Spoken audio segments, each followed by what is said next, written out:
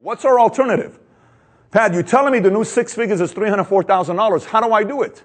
Do I get another job? Do I go back to school?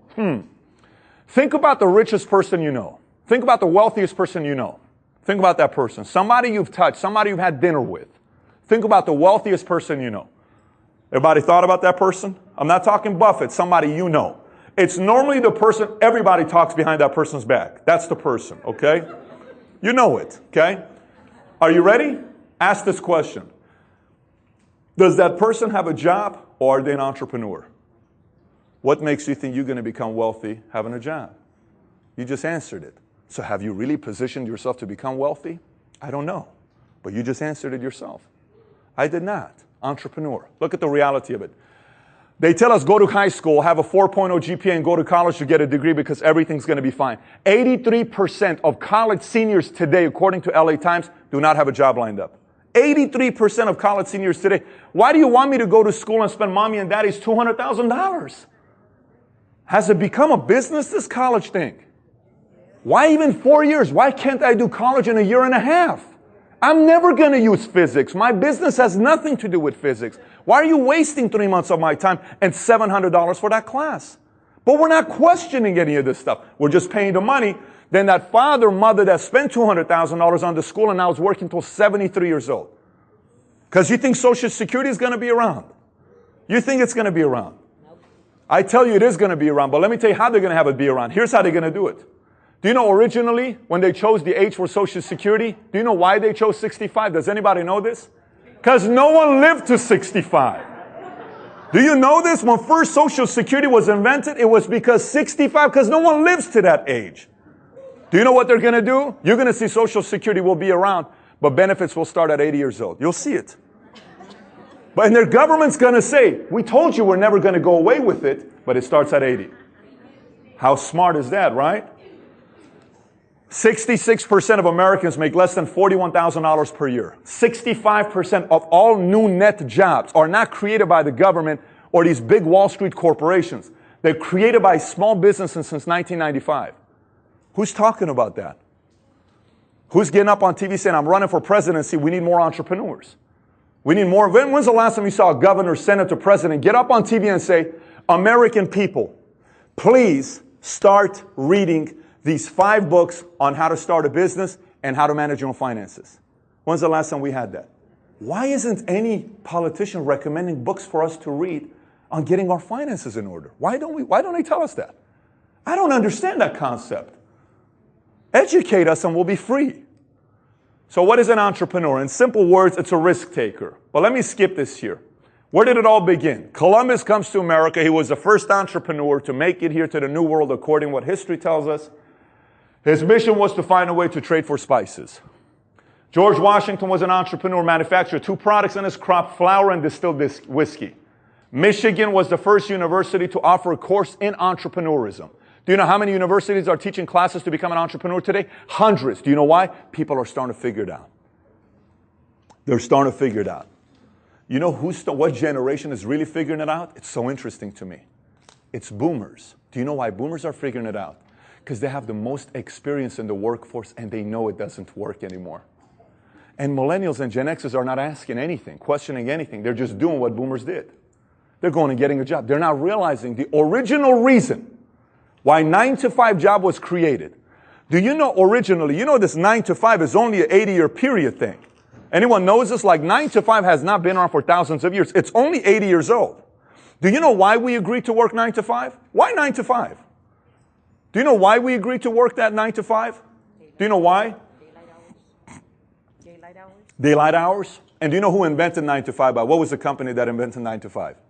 You should know it. You know it. Ford Motor Company. At that time, Ford was a godfather of companies in Detroit. Whatever they did, everybody else did. So here's how it was. Hey, Vicky, I would like to have you give 30 years of your life to my company, Ford Motor Company. And Vicky says what? She goes like this, and she says what? Your question would be what? What do I get for giving you 30 years? And I said, I'm sorry, I'm Ford. She says, I'm sorry. What am I going to get for my 30 years? I guess that's a fair question. Okay. You give me 30 years of your life, staying with me at the company, I'm going to give you a 30-year pension plan. Wait a minute. So I work for you 30 years, then you're going to give me my income? I am. Fair deal. Boom, we shake hands. Good negotiation. Do you realize that's why we agreed to do this? Raise your hand if you got a pension plan.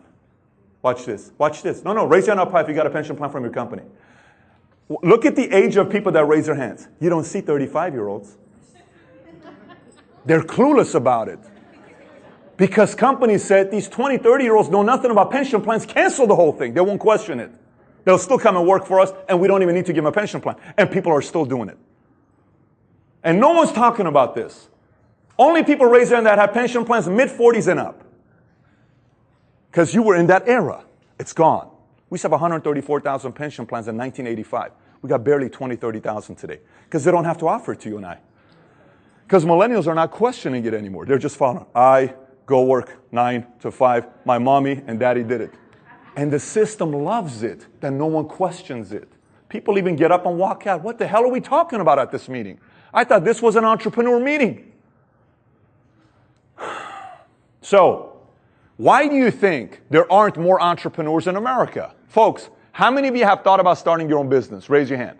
What is the number one reason why most of us don't start a business? Watch the answer. Fear. We're afraid. I've never done it before. I can't do it. I don't have the money. I don't have the time. I don't have the education. I don't have the support. I don't have the idea. I don't know how. Watch this though. Why are the reasons why most entrepreneurs become entrepreneurs? Why do you think they do? See, I think there's two reasons. One is the common reasons. The other one is the deeper reasons. Let me speak to you about the common reasons. Everyone knows the common reasons. The common reasons are what? Control of time. I want to make more money. Tax benefits. Family business. This one's very interesting. Do you know for years we've been told husband and wife shouldn't what? Work together. Now, who said that in the first place? I would love to meet that guy. Where now 300 million of us are saying that. Check this out. How has it worked? A husband works in a place for 10 hours with a bunch of other people, potential to meet new people. Wife goes and works in a new place for 10 hours. They are growing what? 10 years later, you're sitting at dinner and saying, why did I marry you? I don't love her anymore. I think we're disconnected. 66% of marriages end up at a divorce. Do we ask why? Do you realize for thousands of years we didn't have any divorces? Why? Husband and wife ran a business together. We built something what? Together. So I'm seeing you every day. I'm with you every day. Baby, we're building something together. So at night, hey, remember that one thing that we need to work on, baby? You need to call Joey in the morning. I will. Hey, you got to get the son to do it. Because we're building something together. So anytime husband and wife is growing something together, man, that's exciting. We're not doing that no more because that one guy, they say husband and wife shouldn't work together. Who is they? I haven't met they yet, right? But they say that. They say that, right? Travel. Did you know 54% of Americans have never traveled outside of the United States of America? 54% has never traveled. Some want to become entrepreneurs for retirement, recognition, nice car, big home, be their own boss. But let me tell you the deeper reason why people are becoming entrepreneurs. Do you realize in this room, we have Caucasian, African American, Hispanic, Middle Eastern, Asian. We have different nationalities. Christian, Jehovah, Seventh-day LDS, Scientology, Muslim, Catholic, agnostic, atheist, Confucius, whatever you want to call it, right? Educated, uneducated, Laker fan, Clipper fans, doesn't matter. Every single one of us in this room, everybody in this room. Do you realize every single action we take, everything you and I do in our lives, every single action we take that action with an intention of getting one emotion. Anyone knows that one emotion we want? It's what? Happiness. 2007, when the market crashed, everybody lost their money. In 2008, you know what was the most common word used in books that were published in 2008? Happy. Because everybody wanted to find out, how in the heck do I become what? Happy.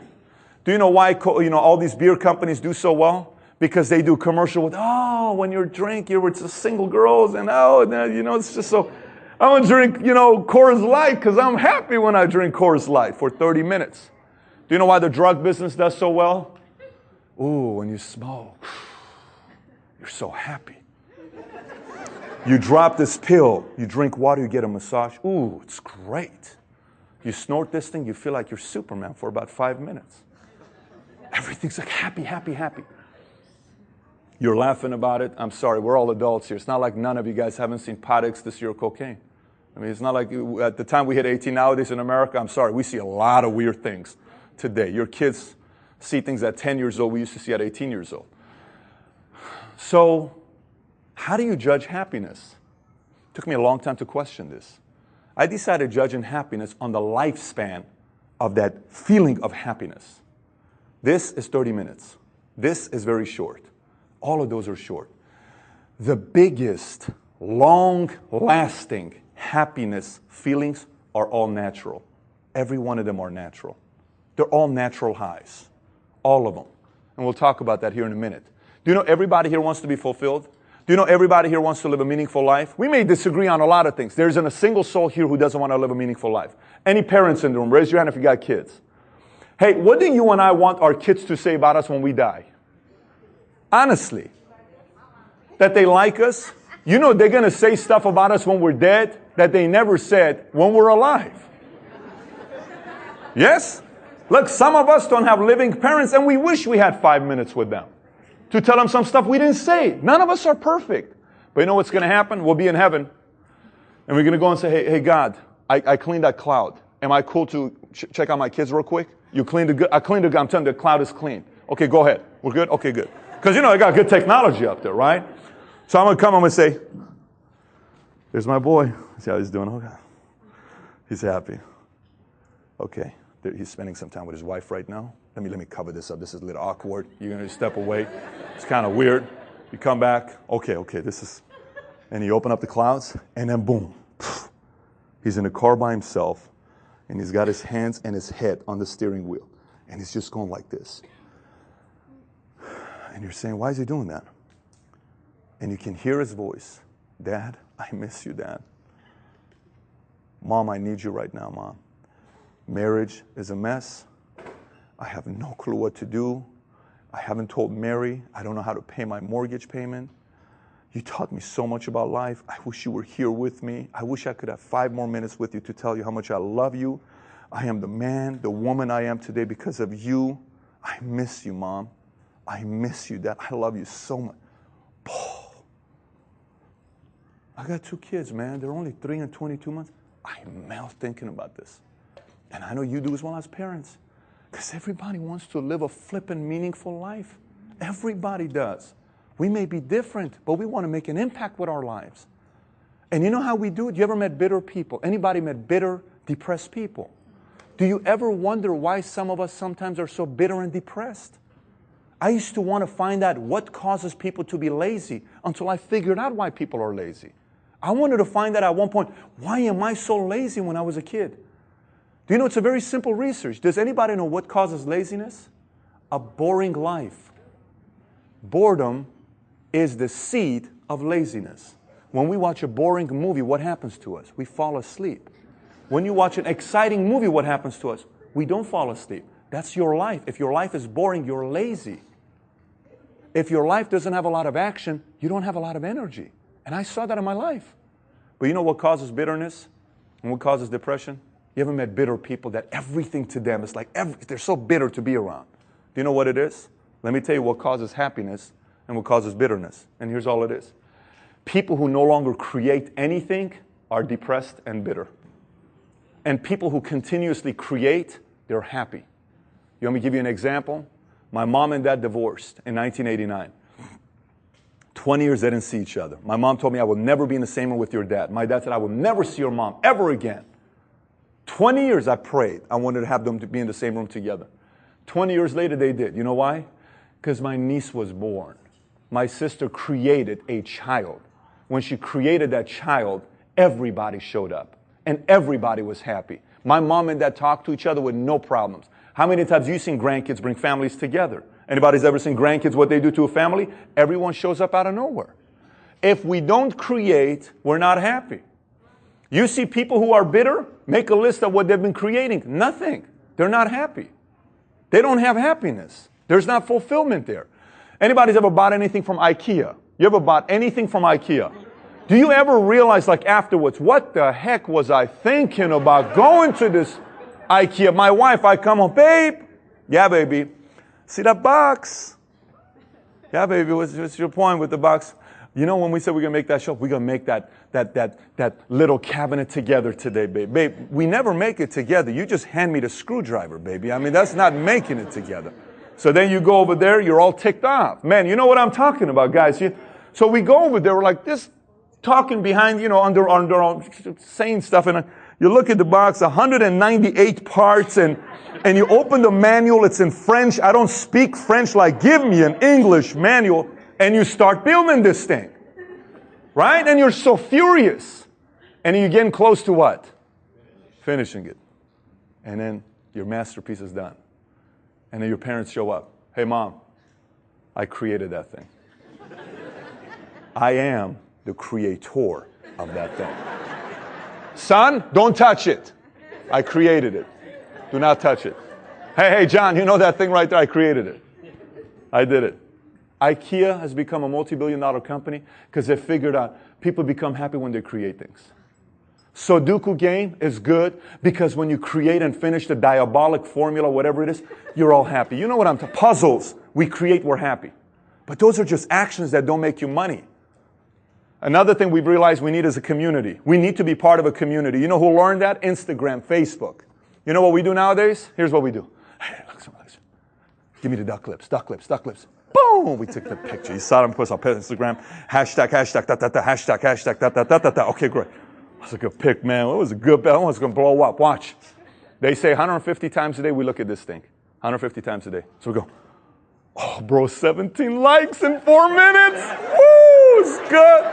It's good. Oh, my God. This is good. Oh. So you walk around. I'm going to check it again. 34. We're on track for having the best one. My best one is 68. 69 likes. Whoa, Instagram. How come Jerry didn't like the picture? How weird are we, right?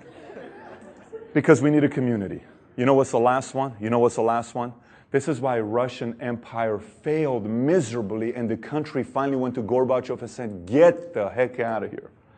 Communism doesn't work. Do you know why it doesn't work? As much as they're trying to convince Americans it works. Do you know why it doesn't work? Because we love having a sense of ownership. We have to have ownership. When anybody's been to a game and your kid scores a touchdown, what does a parent typically do? Hey, I'm sorry, did you see that? That's my boy.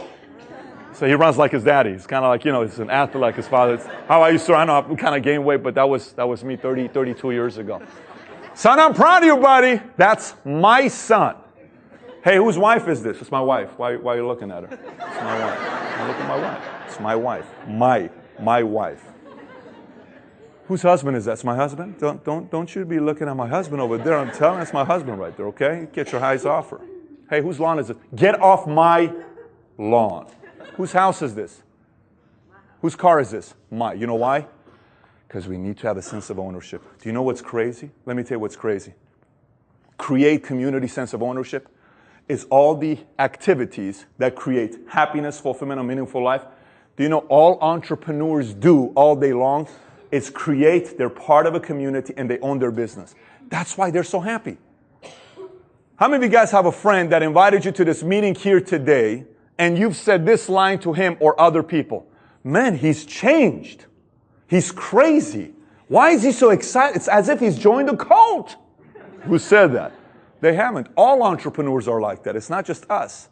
Go to entrepreneur events. It's because they create, they're part of a community, and they own their business. That's why they're happy, and that's why most people who have jobs, they don't feel that way. Because you're not. You're just taking orders. You're just doing a regular job, and it doesn't create fulfillment. And people are starting to figure this out. So anybody want to do a quick DNA test to see if you have what it takes to become an entrepreneur? Anybody want to do that? Yes or no? You don't want to? We can skip this if you don't want to do that. Let's figure out real quick if you got what it takes to become an entrepreneur. You know you're an entrepreneur if you're restless and no achievement is ever enough. Who's like that? Who is nothing you ever do is enough, right? Anybody a control freak? Any control freaks here? Hey, you know who the real control freaks are? Those who didn't raise their hands. You are the real control freaks. We know who you are. Give me a break. I'm not a control freak. You're a masochist. Any masochist in the room? Anybody knows what a masochist is? Any masochist in the room? Craziness, huh? That's entrepreneur sometimes. Anybody have a love-hate relationship with money? Raise your hand if you got a love-hate relationship with money. Anybody was a black sheep of the family? Maybe even a dropout? No black sheeps here, folks. This is the church-going people. Praise the Lord. God bless this group on this side. No black sheep. Raise your hand if you were a black sheep in a family and you did something that most people didn't do. We got a lot of them here. Anybody ever was called crazy? Did anyone say, you're crazy? Yes? Anyone somewhat introverted, but do you know what that means also? That's like people who have like 7 personalities and you have no idea who's showing up today. Okay, who are you today? Today she's pissed off at me. I can see the look on her face. No, today she's happy. That's good. We have the happy Sherry today. Anybody like sports? Anyone likes competition? If you like competition, you have the entrepreneur DNA in you. Anyone have an expensive taste? Who's got an expensive taste? You prefer Rolex over Folex? Yes? Is that okay with you? Yeah, you got some taste? Good at telling stories? Strong work ethic? Anyone ever sold anything as a kid? Raise your hand if you ever sold anything as a kid. Hey, why don't you tell us if anybody sold anything as a kid that was legal? Just tell us anything you sold. Some of you guys raised your hand one back down. What'd you sell as a kid? Chicharrones. Chicharrones. Okay. What'd you sell over here as a kid? Princess House Crystal. That's unique. What'd you sell as a kid? Lemonade. Lemonade. Very cool. What'd you sell as a kid? I raised hamsters and sold at the pet shop. You raised hamsters. Wow. Peter raised hamsters. It's like a lower version of Michael Vick type of a thing, right? I mean, that's like, man, raised ham. Were they like fighting each other, like bumping heads or no? Like, that's pretty intense stuff. Anybody else, any other creative things? Creative. Anybody else? Anybody want to tell us? Yeah, tell us back there. What'd you sell? Blue. Yeah. Anything you could sell. Orange. Your mom's gift baskets when she went to work. Did she know about it is the real question. She's smiling back there. Okay. Anyone very curious? Anyone's ever been called nosy? Listen, we got a lot of nosy people here in the room. Anyone ever been called nosy? Believe it or not, in family and friends, it's not good to be nosy, but in business, if you're nosy, it's very, very good. It makes you good money. Anyone somewhat shameless? You could care less what people think about you. Raise your hand. It's great to see all these embarrassing people here who are shameless, right? Shameless. You know what's crazy? Do you know how many people I see and say, that person would be incredible as an entrepreneur, but they'll probably never find out because they're never going to try to become an entrepreneur. That drives me nuts. I see someone like, does this guy really understand how incredible of an entrepreneur they can make? But they're afraid they never do it.